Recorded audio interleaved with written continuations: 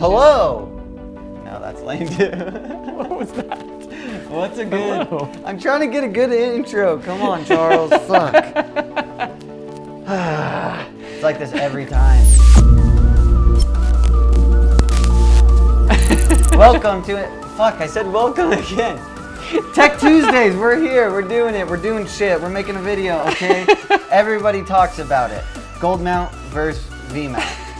Charles, quit laughing. We're making a video here. You guys probably own a gold mount because you're cool. If you own a V mount and you are a filmmaker, you're probably not a filmmaker and you don't need it. That battery just exploded. Look, we don't mess with V mounts here. And I had to prove a point.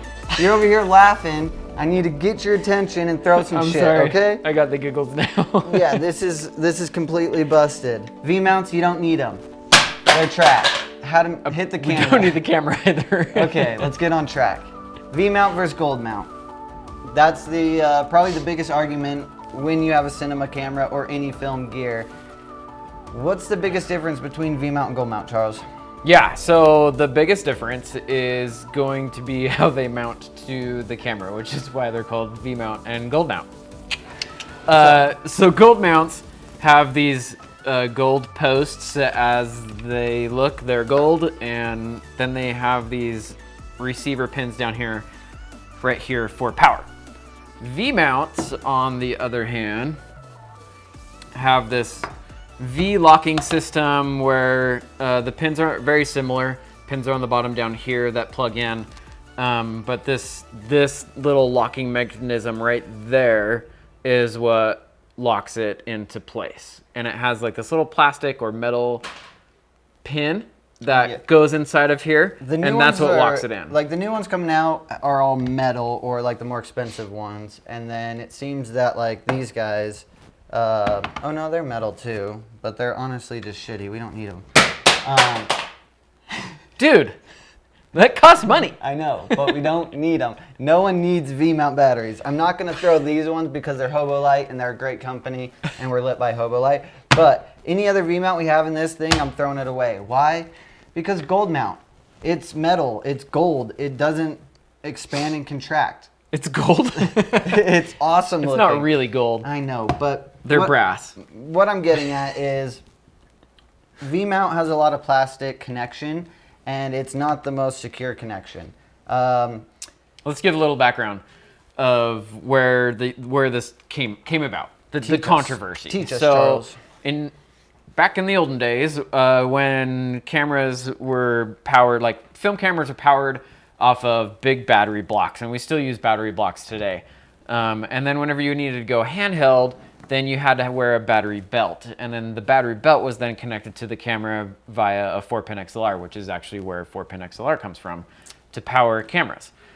Which is super cool because we still use 4-pin XLR to power cameras. These Blackmagic, for example, Sony's still are. Anyways, and so they were trying to come up with a better battery system, and Anton Bauer came out with their gold mount system, which to me, in my opinion, is a better locking system than the V mount. But anyways, they came out with it first, and then not very long after, that was in the 1970s, I don't know if I said that, not long after that, Sony came out with their system, which is the V locking system. I knew I wasn't the biggest fan of Sony being a Canon guy, but now you literally just confirmed it. Sorry, Sony. There you go. But so, like, for me, as a Steadicam operator and as a camera operator, there's 3 locking points here that like physically go into these 3 holes. And so when you put it on there, it's like rock solid. it's on there. Like you can move it, you can like turn it left to right, and a lot of operators, and that's why actually this handle's on the back of here. I actually have this literally for this exact reason. But a lot of operators, when you rig out a camera, they like to operate from the back of the rig. And so a lot of the times they'll hold the camera right here, and if you don't have a handle like such, they'll grab onto the battery. And the problem with the V-mount battery is it has one metal point of contact, and then like most of the time plastic like rivets, grooves? Ribs. Ribs? Grooves? Grooves. We'll go with grooves. Plastic grooves that it like slides into. Well, the problem with that is when you're in different environments, plastic contracts and expands. And these cameras get really hot and these batteries get really hot. And I've noticed, and I've personally had seeing multiple operators when grabbing the battery and moving the camera actually shut the camera off. So we've lost that shot, had to reset the full 10.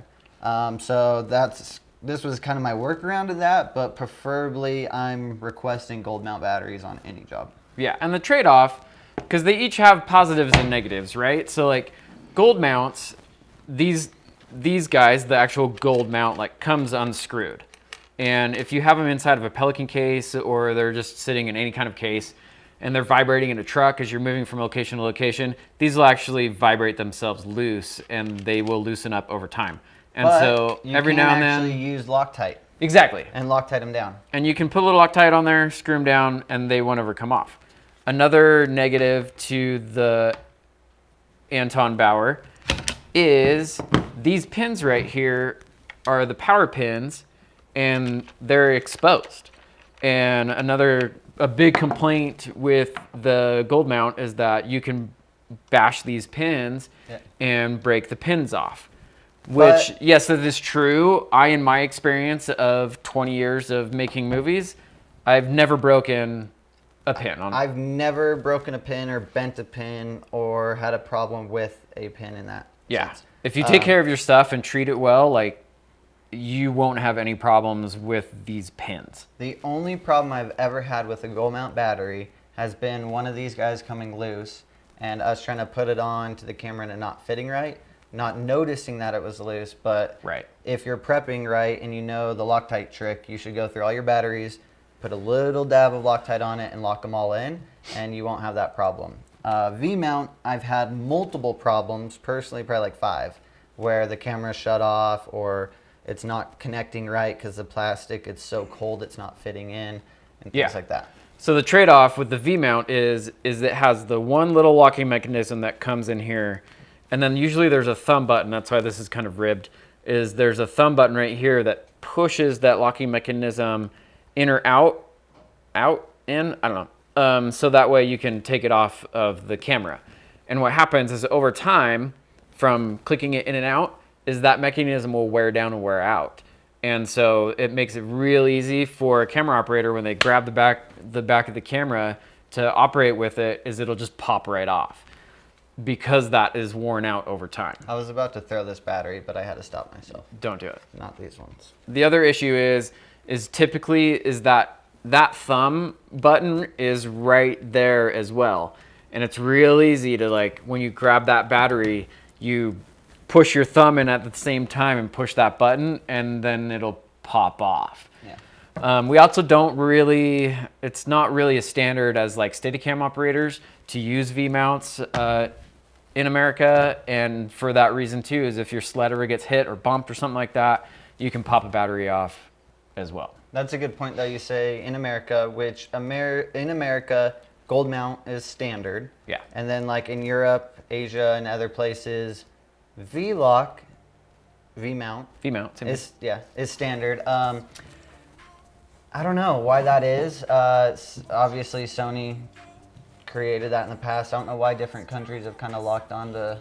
I just think that like in Europe, so like, you know, Sony's in Asia on that side of the world. It's easier to get a hold of the V-mount batteries as opposed to Anton Bauer, which for whatever the reason Americans just latched on to this gold mount system, and this is what's primarily more readily available in the US. So as an ACN operator, I would recommend gold mount batteries. If you're looking at buying a set of 4 with a charger or something, Anton Bauer, Shape, there's a bunch of companies out there that make a really cool batteries. So do your research, but I would say gold to mount. minimize the things going wrong. Gold mount or die. Go with gold mount. I really wish I could just huck all these.